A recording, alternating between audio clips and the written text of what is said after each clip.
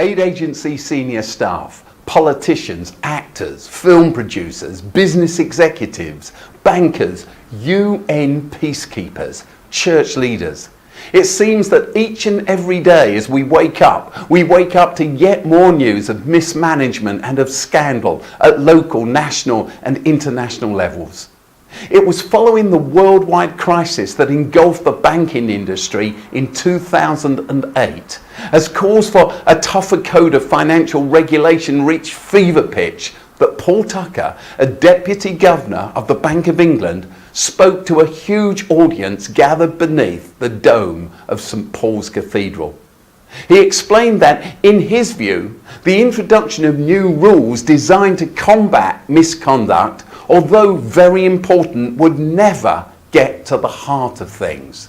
The real challenge, Tucker said, was not the need for a new kind of regulation. The banking industry, he explained, was already highly regulated, but rather it was the need for a new kind of banker.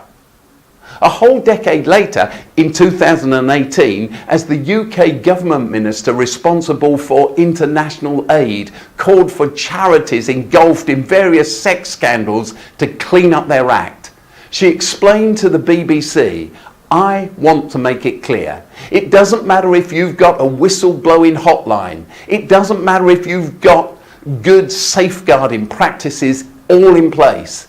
If the moral leadership at the top of an organisation isn't there, we cannot have you as a partner." But as one rather insightful charity boss explained, while the charity sector could and should guarantee zero tolerance of these kind of things, what it can never do is to guarantee zero incidence. Another way of saying that is that as much as good regulation is essential, in the end, as Paul Tucker said, what we need is better people. Over the last few months, in successive episodes of Chalke Talk, we've deconstructed what I believe is the misleading notion of the infallibility of the Bible, and seen how an over-literalistic and non-contextualized reading of it has done huge damage to countless individuals who felt rejected, to the credibility of the church, and even to the authority of the Bible itself. We've also explored a series of key principles for reading the Bible more authentically, consistently and honestly, and we recognised that central to this is our resistance to the temptation to import our pre-established assumptions back into the original text that make up the library we call the Bible, but instead to work hard to allow them to speak to us. Now it's time to put those tools to use. John's Gospel, chapter 14, verses 6 and 7, records one of Jesus' most famous and, in my view, most often misunderstood sayings. Jesus said, "I am the way, the truth and the life. No one comes to the Father except through me. If you really know me, you will know my Father as well." These words, as we know, have been used traditionally as a proof text to condemn anyone and everyone who's not an explicit follower of Christ to eternal doom.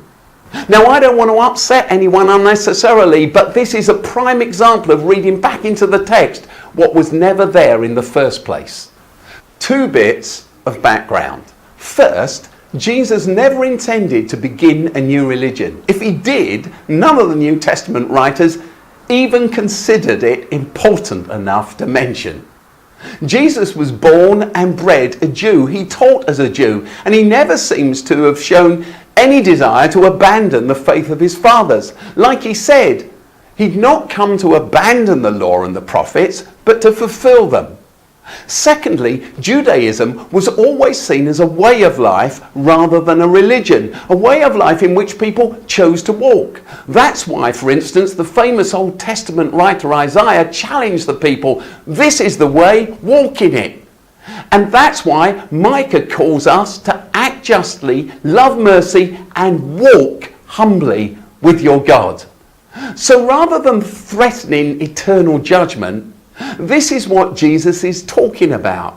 I am the way, he's saying, the way of walking through life. If you want to experience the truth about the best way of being human and being fully alive, follow me. And if you walk this way, you'll experience the well-being and fulfillment that God, my Father, offers to you all.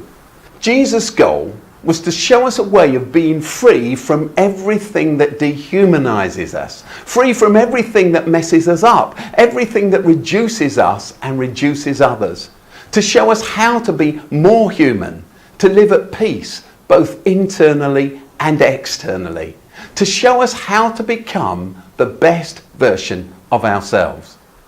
In line with this, it turns out that originally the followers of Jesus were simply known as people of the way, people who identified with the way of life that Jesus taught and demonstrated. Which is why in Acts chapter 9, which tells the story of how Saul, soon to become Paul the Apostle, spent his time hunting down the followers of Jesus. And we're told by the chapter, and I quote, Saul went to the high priest and asked him for letters to the synagogues in Damascus, so that if he found there were any who belonged to the way, whether men or women, he might take them as prisoners to Jerusalem. In fact, the term Christian only appears 3 times in the entire Bible, was never used by Jesus, and was originally coined as a way of ridiculing Christ's followers, invented by their opponents a decade or so after Jesus' death, a way of mocking the people of the way. Following Jesus isn't about religion and all its paraphernalia, signing up to some system of doctrinal statements in the hope of escaping judgment after death. Instead, it's about how to do life right here, right now. It's about letting Jesus' story, his narrative, shape our actions, our attitudes, our behaviours, our responses, and our initiatives. It's about what the whole world craves. It's about being fully human. It's about living intentionally and becoming the best version of yourself. What do you think? How does following Jesus as the way affect our humanity? How might that in turn impact the whole of society? More next week.